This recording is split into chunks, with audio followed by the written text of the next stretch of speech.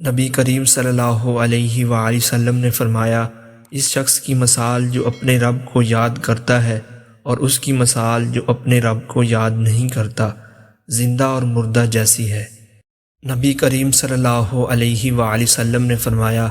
جب پڑھنے والا آمین کہے تو تم بھی آمین کہو، کیونکہ اس وقت ملائکہ بھی آمین کہتے ہیں،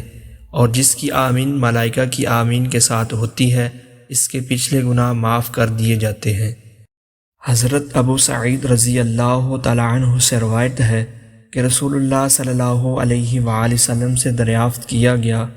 روز قیامت کون اللہ کے ہاں فضیل و رفعت کے اعلی درجے پر فائز ہوں گے؟ آپ صلی اللہ علیہ وآلہ وسلم نے فرمایا، کثرت سے اللہ کا ذکر کرنے والے مرد اور کثرت سے ذکر کرنے والی عورتیں۔ عرض کیا گیا، اللہ کے رسول، اللہ کی راہ میں جہاد کرنے والے سے بھی افضل؟ آپ صلی اللہ علیہ وآلہ وسلم نے فرمایا، اگرچہ وہ کفار مشرکین سے اس قدر تلوار کے ساتھ لڑائی کرے کہ وہ تلوار ٹوٹ جائے اور وہ خون سے رنگین ہو جائے، تب بھی اللہ کا ذکر کرنے والا اس سے درجے میں افضل ہے۔